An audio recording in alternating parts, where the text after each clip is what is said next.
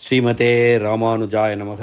தினம் ஒரு திவ்ய பிரபந்தம் தொடரிலே இன்றைக்கு 1655வது பகுதி. திருமங்கையாழ்வார் அருளிய பெரிய திருமொழி 8ஆம் பத்து 6ஆம் திருமொழியினுடைய 6வது பாசுரத்தை இன்று நாம் இணைந்து அனுபவிக்க இருக்கிறோம். இந்த 8ஆம் பத்து திருக்கண்ணபுரத்தை மங்களாசாசனம் செய்யும் திருமொழிகள் அடங்கியது என்று நாம் அறிவோம். அற்புதமான பாடல்கள் அடங்கியது. திருக்கண்ணபுரத்துக்கு திருமங்கையாழ்வார் பாடியது மிகச் சுவையுள்ள பாடல்கள், 100 பாடல்கள். அதிலும் இந்த திருமொழி நல்ல சந்தத்திலே அமைந்த ஒரு திருமொழி, சந்தச்சுவையுடன் அமைந்திருக்கிற திருமொழியாகும். அதிலே 6வது பாசுரத்தை இன்று நாம் அனுபவிக்க இருக்கிறோம். விரோதிகளை அழிப்பவன் கண்ணபுரத்து எம்பெருமான் என்கிறார் இந்த பாசுரத்திலே.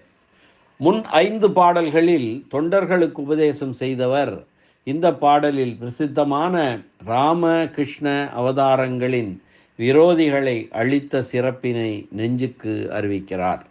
இந்த திருமொழியின் 6வது திருமொழியின் முதல் 5 பாடல்களில் தொண்டர்களுக்கு உபதேசம் செய்தார். திருக்கண்ணபுரம் வாருங்கள் தொண்டீர் வாருங்கள் என்று சொல்கிறார். இந்த பாடலிலும் கண்ணபுரம் தொழுவோம் வாருங்கள் என்றுதான் சொல்கிறார். ஆனால் பிரசித்தமான ராமகிருஷ்ண அவதாரங்களின் விரோதிகளை அழித்த சிறப்பினை தமது நெஞ்சுக்கு அறிவிக்கிறார். அதே போல நம்முடைய விரோதிகளையும் அவர் அழிப்பார். நாம் எம்பெருமானை அடைவதற்கு இருக்கக்கூடிய விரோதிகள், அவற்றை அழிப்பார் என்பதுதான் பொருள். பாடலை பார்க்கலாம். வருந்தாதிரு நீ மடநெஞ்சே நம்மேல் வினைகள் வாராமுன், வருந்தாதிரு நீ மடநெஞ்சே நம்மேல் வினைகள் வாராமுன், திருந்தா அரக்கர் தென்னிலங்கை, திருந்தா அரக்கர் தென்னிலங்கை, செந்தி உண்ண சிவந்தொரு நாள், செந்தி உண்ண சிவந்தொரு நாள், பெருந்தோள் வாணர்க்கருள் புரிந்து, பெருந்தோள் வாணர்க்கருள் புரிந்து, பின்னை மணாளனாகி முன், பின்னை மணாளனாகி முன், கருந்தாள் களிறு ஒன்றொசித்தான், கருந்தாள் களிறு ஒன்றொசித்தான், ஊர் கண்ணபுரம் நாம் தொழுதுமே, ஊர் கண்ணபுரம் நாம் தொழுதுமே. வருந்தாதிரு நீ மடநெஞ்சே நம்மேல் வினைகள் வாராமுன், திருந்தா அரக்கர் தென்னிலங்கை, செந்தி உண்ண சிவந்தொரு நாள், பெருந்தோள் வாணர்க்கருள் புரிந்து, பின்னை மணாளனாகி முன், கருந்தாள் களிறு ஒன்றொசித்தானோர் கண்ணபுரம் நாம் தொழுதுமே என்று கண்ணபுரம் தொழுவதே நம் உய்வதற்கு வழி என்று சொல்லக்கூடிய பாசுரம் 6வது பாசுரம். வருந்தாதிரு நீ மடநெஞ்சே, நீ வருத்தப்படாதே மாசுசக, வருந்தாதிரு நீ மடநெஞ்சே நம்மேல் வினைகள் வாராமுன், திருந்தா அரக்கர் தென்னிலங்கை, செந்தி உண்ண சிவந்தொரு நாள். தென்னிலங்கையிலே அரக்கர்களெல்லாம் அழியும்படியாக கோபப்பட்டான் அல்லவா, அப்படி.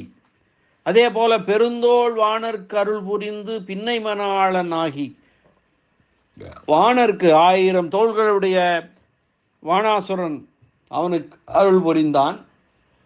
அவன் பின்னை மணாளனாகி முன் கருந்தாள் களிறு ஒன்றொசித்தான்.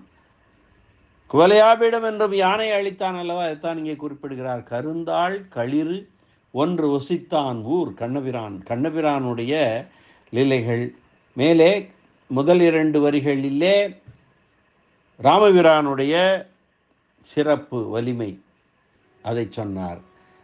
பின் 2 அழிகளிலே கண்ணபிரானுடைய லீலைகளை சேஷ்டிதங்களை சொன்னார்.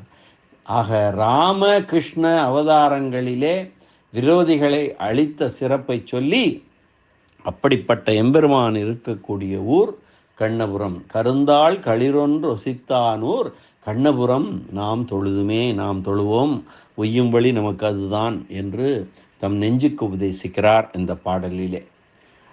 கருந்தாள் என்றால் வலிய கால், வலிய கால்களையுடைய களிறு, களிறு என்றால் யானை என்று அனைவருமே அறிவோம். இந்த பாசுரத்திற்கான நேரடியான பொருள், தெளிவற்ற நெஞ்சமே, நீ வருந்தாமல் இரு. நம்மிடம் பாவங்களின் பலன்கள் ஒன்றும் வந்து சேரமாட்டாது. ஏனென்றால் முன்னே அடங்காமல் இருந்த அரக்கர்களின் ஊராகிய இலங்கையை நெருப்பு உண்ணும்படியாகச் சீற்றம் கொண்டவனும், மற்றொரு காலத்தில் பெரிய தோள்களை உடைய வாணாசுரன் விஷயத்திலே அவன் உயிரை கவராமல் விடுவதாகிற அருளை செய்தவனும், நப்பின்னை பிராட்டிக்கு நாதனானவனும், முன்பொரு முறை வலிய கால்களை உடைய கோலையாபீடம் என்னும் யானையை அழித்து தொலைத்தவனுமான பெருமானுடைய ஊர் கண்ணபுரம். அதை நாம் தொழுவோம், அதை நாம் வணங்குவோம் என்கிறார் இந்த பாசுரத்திலே திருமங்கை ஆழ்வார். கண்ணபுரத்திலே உறையும் பெருமாள் எப்படிப்பட்டவன் தெரியுமா? திருந்தாத அரக்கர் தென்னிலங்கை செந்தி உண்ண சீரியவன், கொடிய அபராதியான வாணனை சிரமறுத்து ஒழிக்க வேண்டி இருந்தும் கூட அதை செய்யாமல் தேவதாந்தரங்களை வணங்கியவர்களுக்கு கைகண்ட பலன் இதுவே என்று பிரசித்தம் ஆகும்படியாக பரமசிவனுடைய பிரார்த்தனைக்கு இணங்கி 4 தோள்களையும் உயிரையும் மட்டுமே நிறுத்தி வைத்து அருள் செய்தவன், கலவிக்கு விரோதிகளாய் நின்ற 7 எழுதுகளை வலியடக்கி நப்பின்னை பிராட்டியை தழுவிக்கொண்டவன், கோலையாபீடம் என்னும் கஞ்சனது யானையை எளிதில் உயிர் தொலைத்திட்டவன், அப்படிப்பட்ட விரோதி நிரசனம் செய்த எம்பெருமான் உரையக்கூடிய திருக்கண்ணபுரத்தை நாம் தொழுவோம் என்கிறார். அதனால் அனுபவித்தே தீர வேண்டிய பாவங்கள் நாம் கண்ணபுரம் தொழுவதால் நம்மை வந்து அணுகமாட்டா. இனி இந்த பாசுரத்திற்கான வியாக்கியான சக்கரவர்த்தியினுடைய உரையினை பார்க்கலாம். வருந்தாதிரு நீ மடநெஞ்சே, பழைய நிகழ்ச்சிகளை நினைத்து நாம் செய்த தவறுகளுக்கு என்ன பாடுபடப் போகிறோமோ என்று வருந்தாமல் அச்சமில்லாமல் இருப்பாயாக. சாதுவான மனமே, அல்லது உன்னையே நினைத்து கொண்டு எம்பெருமான் சிறப்பு எதனையும் உள்ளத்தில் கொள்ளாத அறியாமையை உடைய மனமே, பாவங்களை அதிகமாக செய்துவிட்டு வருந்தாதிருப்பது எப்படி என்றால், நம்மேல் வினைகள் வாரா. நாம் பண்ணினவை தீவினைகள், பாவங்கள் அல்லவா?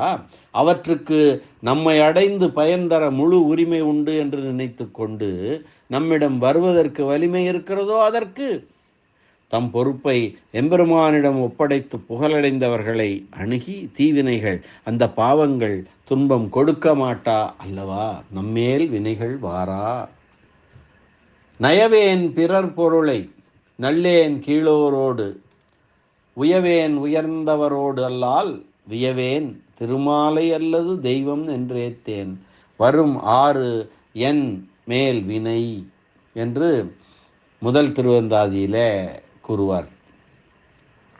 6 துயருளந்தார் துன்புற்றார் ஆண்டையார் காரே மலிந்த கருங்கடலை, நேரே கடைந்தானை காரணனை நீரணை மேல் பள்ளி அடைந்தானை நாளும் அடைந்து. அவனை அடைந்து விட்டால் நம் பாவங்களெல்லாம் நம் மேல் வாராது என்ற இது 3ஆம் திருவந்தாதி பாசுரம். இந்த முதலாழ்வார்களுடைய பாசுரங்கள் இவை. இந்த பாசுரங்களையும் இங்கே நாம் ஒப்பு நோக்கலாம். அவன் நம் சுமைகளை தான் சுமந்து கொண்டு, நம் சுமைகளை, நம் பாவச் சுமைகளை தான் சுமந்து கொண்டு நம் துயரை போக்குதலை எங்கே கண்டோம் என்றால், முன் திருந்தாரக்கர் தென்னிலங்கை செந்தி உண்ண சிவந்து. பிராட்டி தனக்கு வந்த துன்பத்தை தானே போக்க முயன்றதுண்டா? இல்லையே. இடையூறு வலியதாய் இருப்பினும் அதனையும் நாம் ஒப்படைக்க ஏற்றுக்கொள்வதல்லவா அவன் இயல்பு. இடையூறு துன்பம் வலியதாய் இருப்பினும் அதனையும் நாம் ஒப்படைக்க ஏற்றுக்கொள்வதல்லவா அவன் இயல்பு. இடையூறு எவ்வளவு வலிவு உடைத்தாய் இருப்பினும் அதனை போக்குவது தன் கடமை என்று ஏற்பது அவன் இயல்பு. இடையூறு வலிவடைய அடைய அதனை போக்குவதால் தன் புகழை எல்லோரும் அறிய தான் காரியம் செய்ததாக நினைப்பது அவன் இயல்பு. மாலியவான் போன்றவர்கள் சொல்லிய இன்சொற்களை கேட்காத அரக்கருடைய இலங்கையை முன்பு ராவணனிடம் கொண்ட அச்சத்தாலே உணவை சமைப்பது முதலிய தொழில்களுக்கு தேவையான அளவிலே மட்டும் செயல்பட்டு உடம்பு வெளுத்திருந்த தீ தன்னுடைய சிவந்த நிறத்தை பெற்று வயிறு நிறைய உண்ணும்படியாக ராவணன் முதலியோரை வெகுண்டு அழித்து ஒரு நாள் பெருந்தோள் வானர்க்கு அருள் புரிந்து 1000 தோள்களை பெற்றிருக்கிறோம் என்று பெருமிதம் கொண்டிருந்த பாணாசுரனுடைய தோள்கள் 1000ஐயும் துணித்து அவன் உடலோடு வாழ்வதற்கு தேவையான 2 கைகளையும் மாத்திரம் மிஞ்ச விடுத்தான். அவன் உயிரையும் விட்டான் எம்பெருமான் சிவபெருமானுடைய வேண்டுகோளுக்கு இணங்கி. பின்னை மணாளன் ஆகி நப்பின்னை பிராட்டிக்கு கேள்வனுமாய் ஆனான்.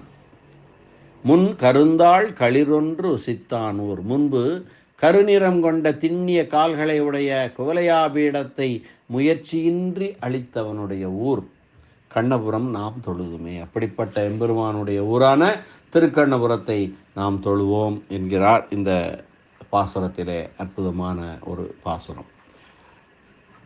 ராம கிருஷ்ண அவதாரங்களுடைய லீலைகளை சொல்லி எதிரிகளை விரோதி நிரசனம் பண்ணுகின்ற பாங்கை சொல்லி நாம் தொழுவோம் என்கிறார். கண்ணபுரம் தொழுவோம், அங்குதான் இந்த எம்பெருமான் உகந்து அருளியிருக்கிறான் என்பதை கூறுகிறார் இந்த பாசுரத்திலே ஆழ்வார். மீண்டும் ஒருவரை பாசுரத்தை அன்வயிக்கலாம். வருந்தாதிரு நீ மடநெஞ்சே நம்மேல் வினைகள் வாராமுன் திருந்தா அரக்கர் தென்னிலங்கை செந்தீ உண்ண சிவந்து ஒரு நாள் பெருந்தோள் வானர்க்கு அருள் புரிந்து பின்னை மணாளன் ஆகி முன் கருந்தாள் களிறு ஒன்று சித்தானூர் கண்ணபுரம் நாம் தொழுதுமே என்ற இந்த அற்புதமான பாடல் பாசுர அனுபவத்தை இந்த அளவிலே நிறைவு செய்து மீண்டும் நாளை அடுத்த பாசுர அனுபவத்துடன் சந்திக்கலாம். நன்றி, வணக்கம். ஸ்ரீனிவாச வெங்கடேச ராமானுஜதாசன் திருவரங்கம். திருக்கண்ணபுரத் எம்பெருமான் சௌரிராஜ பெருமாள் திருவடிகளே சரணம். அரட்டமுக்கி அடியார் செய்யும் கலிகன்றி திருமங்கை ஆழ்வார் திருவடிகளே சரணம். உரைப்பெருமன்னர் வியாக்கியான சக்கரவர்த்தி பரமகாருணிகர் பெரியவாச்சான் பிள்ளை திருவடிகளே சரணம். ஆழ்வார் எம்பெருமானார் ஜீயர் திருவடிகளே சரணம்.